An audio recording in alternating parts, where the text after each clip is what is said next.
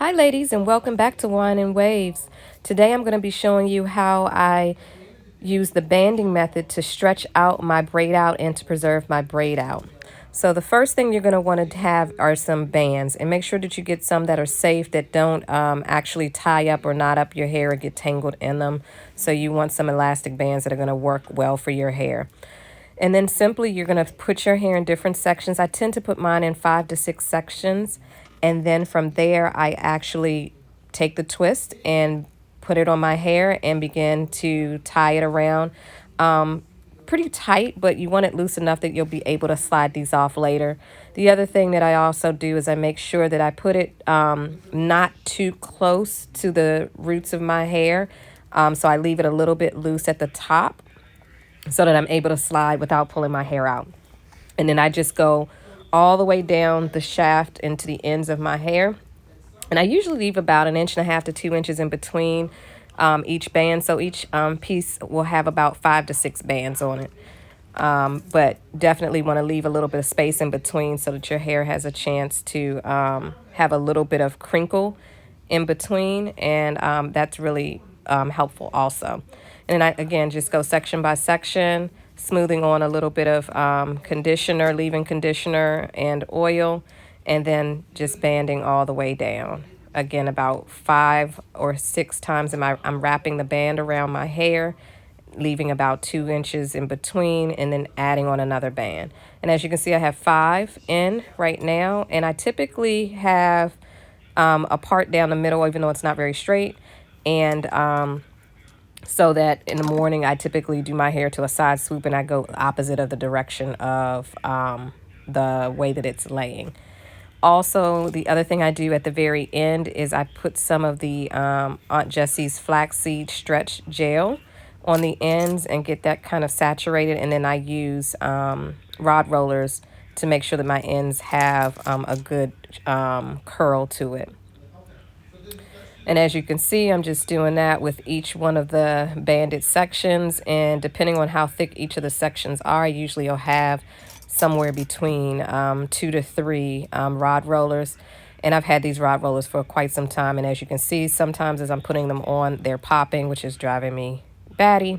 It's probably time for me to get some new ones. I need to make that order soon. I've been saying that for the last, I don't know, couple of months, and I said I have yet to do it.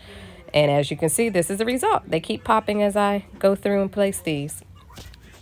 But again, putting the rod rollers on all of the different bands, making sure that you've got those tight and secure using the gel will help in really giving it curl and definition. And literally, that's pretty much it. And I really like doing this particular way because it's quick. It usually takes me anywhere from 7 to 10 minutes to section my hair and put the bands on and to put the rollers in. So it's very quick, a lot less time intensive than an actual braid out. And for the most part, the results are about the same. So now it's the next day, and I'm going to take them all out so that you guys can see the results. And so the first thing I do is remove all of the rollers from them.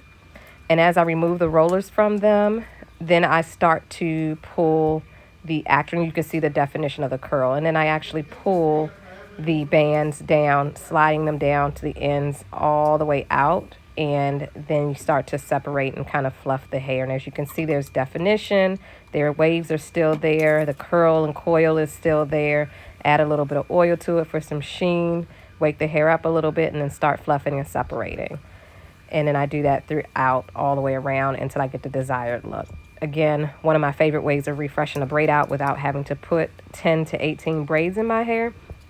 Much, much less time intensive. It cuts the time down by half, if not more than, and easy to sleep with. And the other thing that's really great about this, if you have hair that really shrinks and draws up, another good benefit to doing the banding method is that it stretches your hair out, and so it helps to elongate, but leaving the curl, wave, coil pattern, but elongating it as well. So that's another unique benefit of that.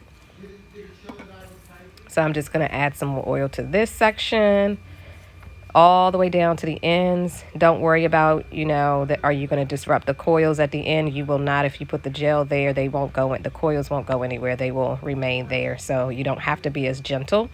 and just fluff and separate as you desire.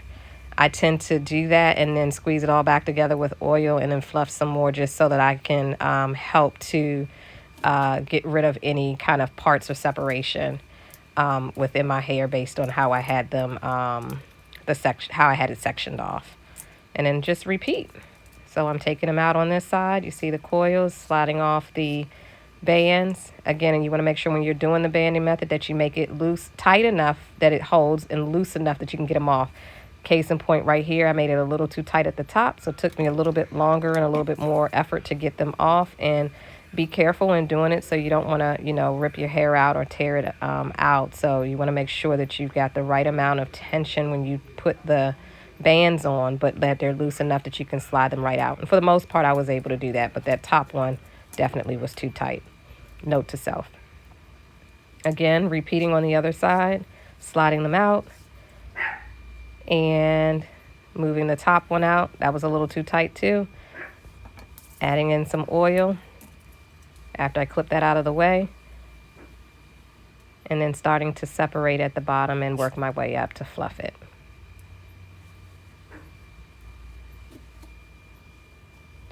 As you can see, there's no wine in this video. It is at 5:30 in the morning that I started to take this out. So no wine as I get ready for work. But obviously, as I do my videos in the evening time, there's always wine.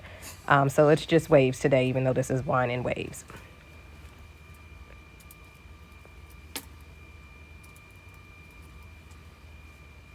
All right, and repeating, sliding them out. This is the last one, ladies. So you really get to see kind of how this all turns out. A little bit of oil, sliding that through all the way down to the ends.